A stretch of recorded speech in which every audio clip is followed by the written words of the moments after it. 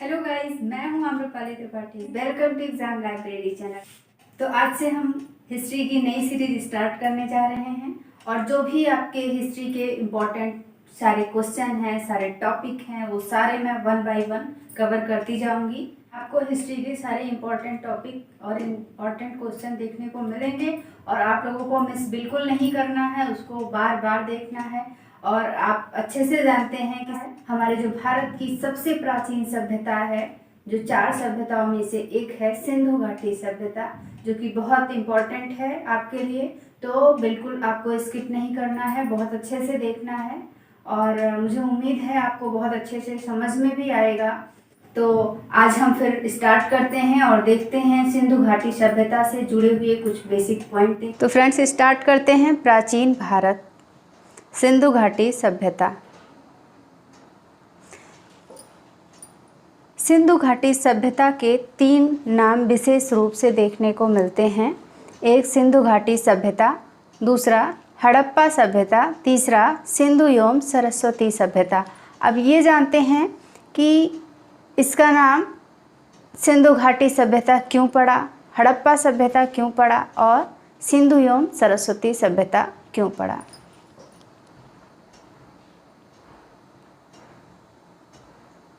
सिंधु घाटी सभ्यता। प्रारंभ में जितने स्थल खोजे जा रहे थे वे संभवतः सिंधु नदी और उनके सहायक नदियों के किनारे पर पाए जा रहे थे। शुरू से ये परंपरा विकसित रही। आप तो जानते ही हैं, नील नदी की सभ्यता, हुआंगहो नदी की सभ्यता। उसी प्रकार से ये भी माना गया है कि ये सभ्यता सिंधु नदी के किनारे है, इसलिए इसका नाम सिंधु सभ्यता पड़ा। अब हम जानते हैं सिंधु एवं सरस्वती सभ्यता के बारे में। उसके बाद ये पाया गया कि ये केवल सिंधु नदी ही नहीं बल्कि सरस्वती नदी के किनारे भी मुख्य रूप से इसके स्थल हैं। फिर परिणाम स्वरूप इसे सिंधु एवं सरस्वती नाम की सभ्यता दिया गया।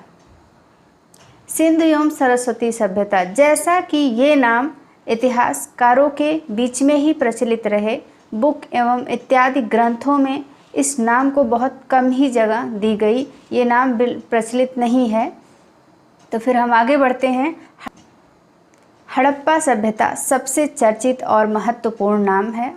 इतिहास में एक परंपरा ये भी रही कि जब किसी सभ्यता के नामकरण में किसी प्रकार की समस्या आती है तो उस सभ्यता का नामकरण उस स्थान के नाम पे किया जाता था जिस स्थल पर खुदाई सबसे पहले हुई रहती है।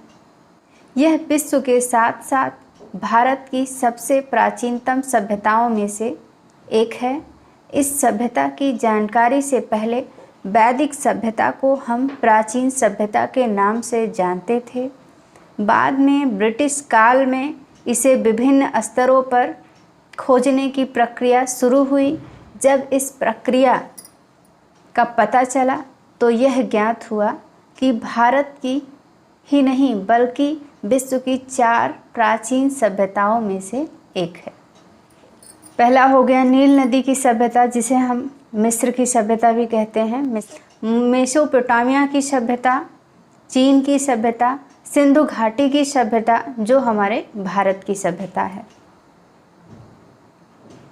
सिंधु घाटी सभ्यता का उद्भव। तो अब हम जानेंगे सिंधु घाटी सभ्यता के उद्भव के बारे में। इसके 2 मत हैं, विदेशी मत, स्थानीय मत। विदेशी मत में Marshall, Wheeler, Gardner, Childe, DD Kosambi इत्यादि। पहले तो हम आपको बताते हैं मेसोपोटामिया की सभ्यता के अंदर जो है एक सभ्यता पाई जाती थी जो थी सुमेरियन की सभ्यता। विदेशी लोगों का कहना ये था कि सिंधु घाटी सभ्यता जो है सुमेरियन सभ्यता है। सुमेरियन लोग ही सिंधु घाटी सभ्यता के निर्माता हैं। सिंधु सभ्यता का निर्माण सुमेरियन सभ्यता के लोगों द्वारा किया गया क्योंकि दोनों सभ्यताओं में काफ़ी समानता थी। जैसे दोनों जगह नगरों का अस्तित्व, लिपि का प्रयोग, सड़कों का निर्माण, मोहरों का प्रयोग एवं इत्यादि विश्वास एक समान थे। साथ ही सिंधु सभ्यता के निर्माता सुमेरियन थे क्योंकि जिस प्रकार के भवन सुमेरियन सभ्यता में पाए जाते थे उस प्रकार के भवन सिंधु घाटी सभ्यता में भी पाए जाते थे। वे भी मोहरों का प्रयोग करते थे और यहाँ के लोग भी मोहरों का प्रयोग करते थे।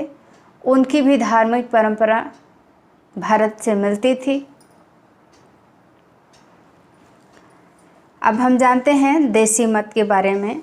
विदेशी मत तो ये था कि सिंधु घाटी सभ्यता सुमेरियन सभ्यता थी। उस सिंधु घाटी सभ्यता के निर्माता जो है सुमेरियन थे। लेकिन अब हम जानते हैं आगे चल के कि देशी मत क्या थे। भारतीयों ने अपने तर्क रखे कि दोनों में भवन जरूर पाए जाते थे लेकिन नालियों की व्यवस्था अलग अलग पाई गई। दोनों में ईंटों के आकार अलग अलग थे। दोनों में मोहरों का प्रयोग अलग अलग पाए गए और आभूषणों के भी अलग अलग प्रकार की कलाकारी पाई जाती थी। राखाल दास बनर्जी ने कहा, इस सभ्यता के निर्माता द्रविड़ जाति के लोग थे। टी.एन. रामचंद्र और लक्ष्मण स्वरूप पुसालकर ने अपना मत देते हुए इस सभ्यता के निर्माता को आर्य को बताया, लेकिन इस विचार को बहुत ही कम माना जाता है। माना यही जाता है कि द्रविड़ जाति के लोग ही इस सभ्यता के निर्माता थे, क्योंकि आर्य झोपड़ी बना के रहते थे। अगर उन्हें ईंटों की जानकारी रहती तो वो झोपड़ी में क्यों रहते। अब हम खोज के बारे में जानते हैं। चार्ल्स मैसन 1826 में इन्होंने पाकिस्तान क्षेत्र का दौरा किया और हड़प्पा क्षेत्र के बारे में इन्हें कुछ बेसिक जानकारी मिली, जिससे इन्होंने यह अनुमान लगाया कि इस क्षेत्र में कोई न कोई सभ्यता थी। इन्होंने 1826 में अंक पत्रिका निकाली थी, नैरेटिव ऑफ जर्नी, और इसी पत्रिका में पहली बार जानकारी व्यक्त की थी जो धीरे धीरे फैलनी शुरू हो गई। कभी कभी हमारे ऑब्जेक्टिव क्वेश्चन में ये क्वेश्चन आ जाता है जब हम एग्ज़ाम में जाते हैं, सिंधु घाटी सभ्यता की पहली बार खोज किसने की थी, तो हम क्या लिखेंगे, चार्ल्स मैसन ने। चार्ल्स मैसन का जो ऑप्शन रहेगा और कब की थी, हम 1826 वाले ऑप्शन पे टिक करेंगे। ठीक है, तो अब हम जानते हैं बर्टन बंधु 1826 के आसपास पाकिस्तान के दो क्षेत्र, कराची जो कि समुद्र तट पे है, कराची और लाहौर के बीच में रेलवे लाइन बना रहे थे। इस रेलवे लाइन का निर्माण दो इंजीनियर ने किया था जो भाई थे और इनको हम बर्टन बंधु के नाम से भी जानते हैं। इनका नाम क्या है, विलियम बर्टन और जेम्स बर्टन। जब जेम्स बर्टन और विलियम बर्टन के नेतृत्व में रेलवे की पटरी बनाने का काम हो रहा था, फिर कुछ ईंटों की आवश्यकता पड़ी। इंजीनियरों ने आसपास के खंडहरों से ईंट निकलवाना प्रारंभ किया। इन्हीं खंडहरों में मुल्तान ज़िले का हड़प्पा नामक स्थान का खंडहर भी था, परंतु उन्हें यह पता नहीं था कि उन खंडहरों के नीचे सिंधु सभ्यता की बहुमूल्य सामग्री दबी पड़ी है। इस दौरान इन टीलों से ईंटें मिलना शुरू हुआ और इन ईंटों को उन्होंने बड़ी ही आसानी से ट्रैक पे बिछाने का काम स्टार्ट कर दिया। उन्होंने ईंटों का प्रयोग कर लिया और उसके बाद उन्हें ज्ञात हुआ कि यहाँ पे कोई पुराना भवन रहा होगा, परंतु उन्हें यह नहीं पता चला कि यह किसी सभ्यता का अंग है। इस सभ्यता में उन्होंने ज़्यादा शोध करने का प्रयास नहीं किया। पहली बार शोध करने का प्रयास अगर किया किसी ने तो वो थे अलेक्जेंडर कनिंघम। 1853 और 1856 के बीच में इन्होंने कई बार इस हड़प्पा क्षेत्र का दौरा किया और इस क्षेत्र में जाकर इसके संबंध में जानकारी इकट्ठा करने का प्रयास किया, लेकिन ये भी पूर्ण रूप से सफल नहीं हुए। सर जॉन मार्शल 1921 में ये भारत के पुरातत्विक विभाग के हेड थे। इन्हीं के नेतृत्व में खुदाई का काम प्रारंभ हुआ।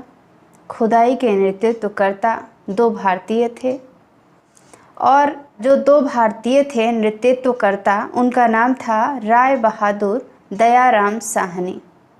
इनको सब दयाराम साहनी ही कहते हैं और इनका पूरा नाम है राय बहादुर दयाराम साहनी, जिन्होंने हड़प्पा की खोज की थी और राखाल दास बनर्जी ने मोहनजोदड़ो की खोज की थी।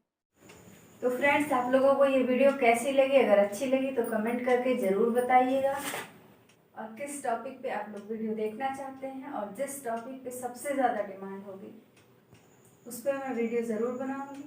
और अगर आपने अभी तक चैनल को सब्सक्राइब नहीं किया है तो सब्सक्राइब कर दीजिए, और इस वीडियो को ज़्यादा से ज़्यादा शेयर करें व्हाट्सएप ग्रुप में। जितने भी आपके फ्रेंड हैं, जितना भी आपका ग्रुप बना हुआ है उस पर ज़रूर शेयर करें, और इंस्टा पे शेयर करें, एफबी पे शेयर करें। जहाँ पे भी आपके रिलेटिव आपसे जुड़े हुए हैं वहाँ पे शेयर करिए, जिससे ज़्यादा से ज़्यादा लोग इसका फ़ायदा उठा सकें। तो फिर मिलते हैं नेक्स्ट वीडियो में। जय हिंद, जय भारत।